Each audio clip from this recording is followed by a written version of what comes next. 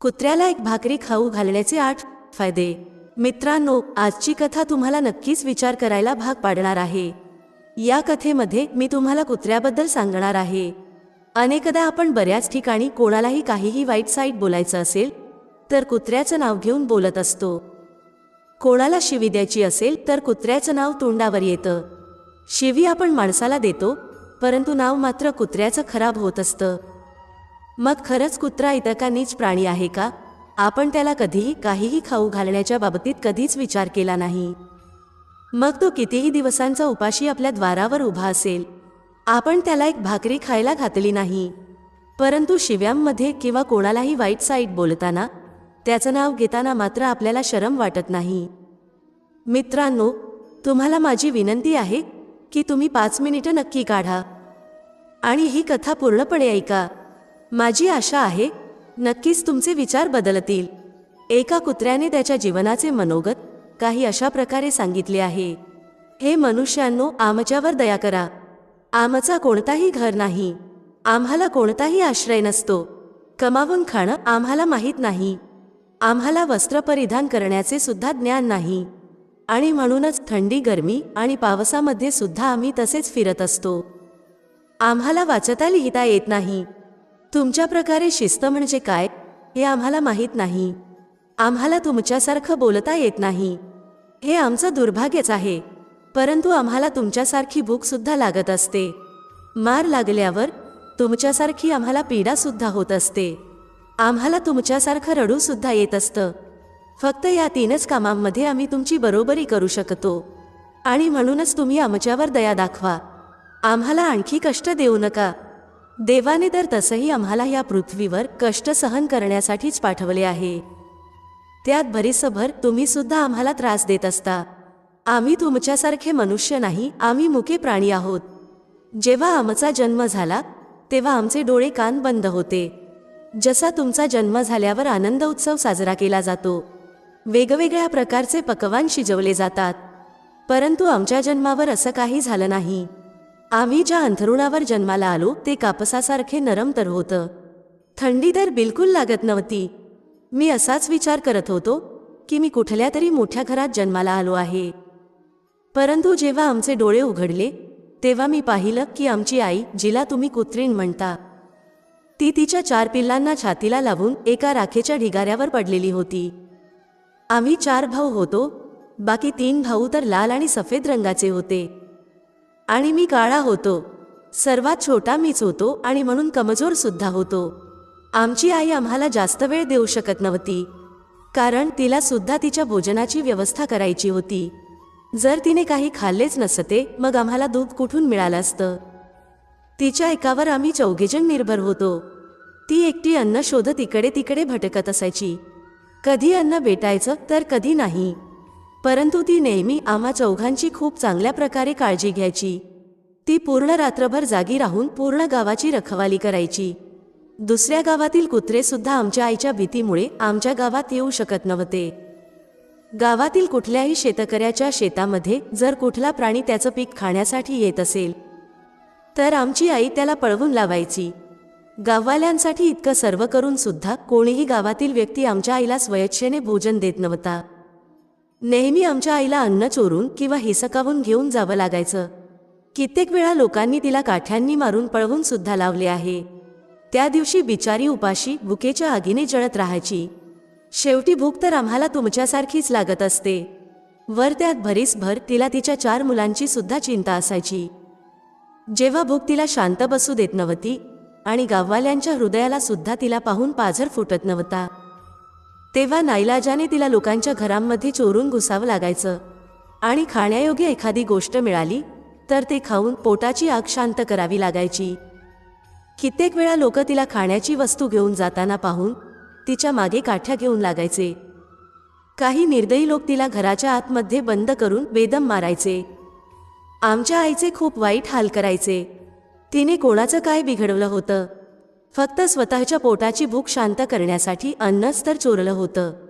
चोरी करण्याची आम्हाला काही हौस नाही, परंतु आमचा हा पोट आम्हाला हे सर्व करण्यास भाग पाडायचा. एके दिवशी खूप गारगार पाऊस पडला. थंड वारा चालू होता. त्या थंडीमध्ये थथरून माझे 2 भाऊ मरून गेले. त्या दिवशी आमची आई खूप रडली. परंतु मनुष्य तिची ही पीडा का समजून घेईल? त्यांची मुलं थोडीच मेली होती. आता आम्ही फक्त 2च भाऊ राहिलो होतो. आमची आई आमची खूप चांगल्या प्रकारे काळजी घेत होती. एके दिवशी त्याच गावामध्ये एका व्यापाऱ्याच्या घरामध्ये मोठा कार्यक्रम होता. सर्वांना गावजेवण दिले जात होते. खूप सारे पाहुणे मंडळी तिथे आले होते. वेगवेगळ्या प्रकारचे पक्वान्न शिजवले जात होते. पुऱ्या तळल्या जात होत्या. आमची आई अन्नाच्या शोधामध्ये सारखी तिथे जात होती. परंतु लोक तिला दगड मारून तिथून पळवून लावायचे. कोणालाही तिच्यावर इतकी दया आली नाही की एखादी पुरी टाकून तिला खायला द्यावी. एक पुरी जर त्यांनी तिला दिली असती तर त्यांचं काय बिघडलं असतं? माझी आई फक्त त्या पुऱ्यांकडे पाहत राहायची. तिकडे त्या व्यापाऱ्याच्या अंगणामध्ये भोजन खाण्याचा कार्यक्रम चालू झाला. भोजन वाढले जाऊ लागले. आई सुद्धा तिथे जाऊन शेपटी हलवू लागली.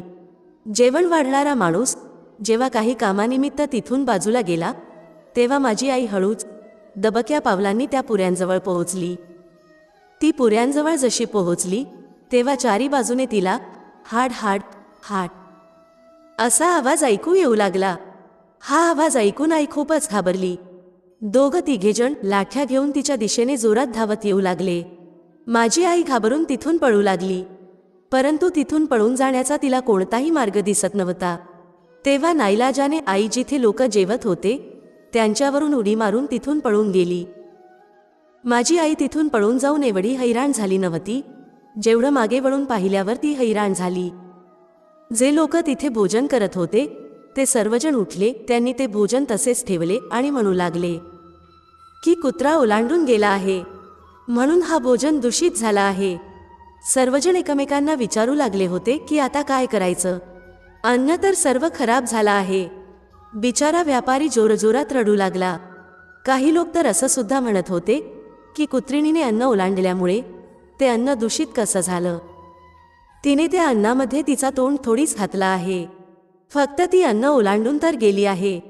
परंतु त्यांच्यामध्ये काही लोक खूप श्रीमंत होते. त्यांनी काहीच कोणाचं ऐकलं नाही. ते फक्त हेच म्हणत होते की हे अन्न आता दूषित झाले आहे आणि हे अन्न आता खाण्यायोग्य नाही. शेवटी त्यात श्रीमंत लोकांचे बोलणं ऐकलं गेलं व त्यानंतर ते सर्व अन्न गरिबांमध्ये वाटण्यात आले. त्या दिवशी तर माझ्या आईला पोट भरून जेवण मिळालं. असं सुख तिला तिच्या आयुष्यात कधीच मिळालं नव्हतं. परंतु तेच सुख तिच्यासाठी खूप मोठं संकट घेऊन आलं. ती अन्नग्रहण करून आरामात झोपली होती आणि इतक्यातच तो व्यापारी काठी घेऊन तिथे आला आणि आईला जोरजोरात मारू लागला. आईला पळून जायची सुद्धा संधी मिळाली नाही. काठ्यांच्या फटक्यामुळे ती जोरजोरात ओरडत होती. आईचा हा विलाप ऐकून दगडाला सुद्धा पाझर फुटला असता. परंतु त्या निर्दयी व्यापाऱ्याला तिच्यावर थोडी सुद्धा दया आली नाही. तो व्यापारी तिला कठोर मनाने फक्त मारत होता. आईचा तो करुण स्वर पूर्ण गावामध्ये ऐकायला जात होता. तेव्हा काही लोक तिथे आले आणि त्या व्यापाऱ्याला समजावू लागले, भाऊ जाऊ दे, तिला भूक लागली असेल. भुकेमुळे तर माणसाची बुद्धी सुद्धा भ्रष्ट होत असते. मग तो तर एक मुका प्राणी आहे. त्याला चांगल्या वाईटाची काय माहिती? आता त्याला मारून तुम्हाला काय मिळणार आहे? जे व्हायचं होतं ते तर झालं. लोकांनी समजावून सांगितल्यानंतर त्या व्यापाऱ्याने आमच्या आईला मारणं बंद केलं. आईने येऊन सर्व कथा आम्हा भावांना सांगितली. आम्ही विचार केला की किती कष्टाने भरलेला आहे आमचा जीवन. एका भाकरीच्या बदल्यात माणूस एका चोरासारखा आम्हाला मारत असतो. अशा लोकांना स्वतःची लाज वाटायला पाहिजे ज्यांना आमची पीडा कळत नाही. एका दिवसाची गोष्ट आणखी सांगतो. गावामध्ये एक वाटसरू येऊन थांबला होता. त्याने त्याच्या अन्नासाठी एका ठिकाणी चूल बनवली होती आणि त्याच्यावर डाळ शिजवण्यासाठी ठेवली व त्यानंतर पीठ मळून ठेवलं. त्यानंतर तो जवळच विहिरीवर पाणी आणण्यासाठी गेला. तिथेच माझी आई सुद्धा फिरत फिरत पोहोचली. तिने तो मळलेला पीठ पाहिला तेव्हा तिने विचार केला की नक्कीच या पीठाचा कोणीच मालक नाही आणि हाच विचार करून ती तो पीठ खाऊ लागली. आणि त्या वाटसरूने विहिरीजवळून पाहिलं की त्याचा तो पीठ कोणीतरी खात आहे. त्याचा तो पीठ एक कुत्रा खात आहे. तेव्हा तो खूपच दुःखी झाला. तो डोक्याला हात लावून रडू लागला, कारण तो सुद्धा 2-3 दिवसांचा उपाशी होता आणि थकलेला होता. काही लोक त्याला म्हणू लागले, अरे भाऊ, या कुत्रिणीने तुझा सुद्धा पीठ खराब केला आहे का? काल तर हिने त्या व्यापाऱ्याचं सर्व जेवण खराब केलं होतं. वाटसरू म्हणाला, भाऊ, मला काय माहीत होतं की ही द्रेष्ट कुत्रीण माझ्या पिठावर डोळा ठेवून आहे. त्या वाटसरूने मागचा पुढचा काहीच विचार केला नाही आणि काठी घेऊन कुत्रिणीवर धावून गेला. आई पीठ व्यवस्थित खाऊ सुद्धा शकली नव्हती, परंतु त्यापेक्षा जास्त तिला मार सहन करावा लागला. कित्येक महिने आमची आई लंगडत फिरत होती. तेव्हा तिला समजलं की माणूस किती स्वार्थी आहे. आम्ही त्याला मदत केली तरी सुद्धा त्याला त्याची किंमत नसते.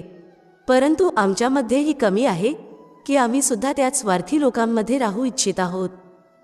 जो आम्हाला प्रेमाने खाऊ घालतो त्याच्या आम्ही किती उपयोगी येतो हे त्याला माहीत नाही. आम्ही त्याच्या घराची रखवाली करतो, त्याचबरोबर अन्यही अनेक लाभ त्याला होत असतात. जर मनुष्याला आम्हाला एक भाकरी खाऊ घालण्याचे फायदे समजले तर त्याच्या आयुष्यात येणाऱ्या अनेक संकटापासून तो स्वतःला वाचवू शकतो. आज मी तुम्हाला सांगणार आहे कुत्र्याला भाकरी खायला घालण्याचे 8 फायदे. मनुष्याला हे माहीत नाही की जेव्हा पण घरामध्ये भाकरी शिजवली जाते तेव्हा त्यातील सर्वात पहिली भाकरी ही गायीची असते आणि शेवटची भाकरी ही कुत्र्यासाठी असते. असंच महापुरुष सांगून गेले होते. परंतु देवाने सांगितलेलं हे महाविधान विसरून मनुष्य पहिली आणि शेवटची भाकरी स्वतःच खातो आणि याचा प्रभाव त्याच्या आयुष्यावर खूप वाईट पडतो.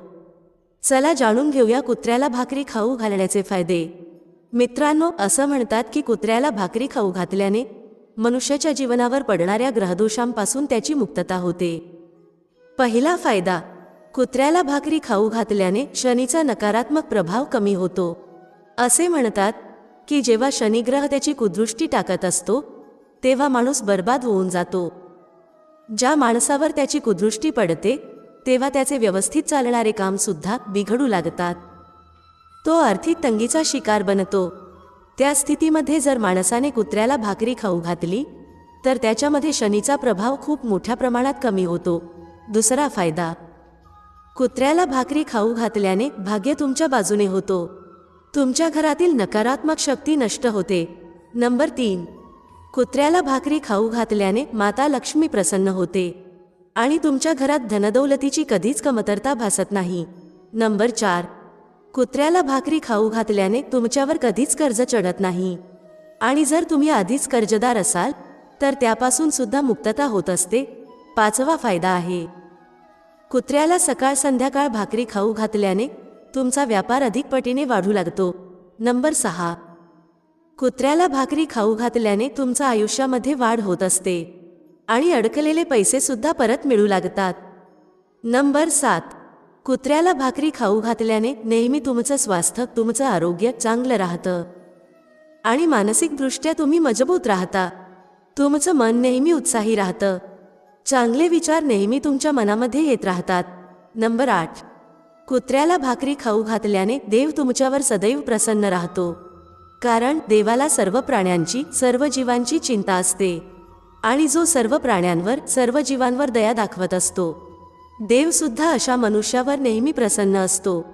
देवाची कृपा सदैव अशा परिवारावर टिकून राहते जो अशा मुक्या प्राण्यांवर दया दाखवत असतो आणि याच्या उलट कुत्र्याला मारणारा मनुष्य दारिद्र्य होत जातो. तुमचा जरी कुत्र्याने काही नुकसान केला असेल तरी सुद्धा कुत्र्याला मारू नये. असं म्हणतात की कुत्रा रडणे हा मोठा अपशकुन आहे. एखादं संकट येऊ शकतो आणि म्हणूनच कुत्र्याला कधीही रडवू नये. जो आजारी कुत्र्याचा, जखमी कुत्र्याचा उपचार करतो त्याच्यावर देव नेहमीच प्रसन्न असतो. तो मनुष्य नेहमीच निरोगी राहतो. दर्शक मित्रांनो, आशा आहे तुम्हाला ही कथा नक्कीच आवडली असेल. व्हिडिओमधील विचार तुम्हाला पटले असतील तर लाईक करायला विसरू नका. भेटूया पुढच्या अशाच एका ज्ञानवर्धक व्हिडिओमध्ये एका नवीन चर्चेसह. तुम्हा सर्वांचे मनःपूर्वक आभार. श्री स्वामी समर्थ. जय श्री राम, जय श्री हनुमान, जय श्री कृष्ण, जय माता लक्ष्मी.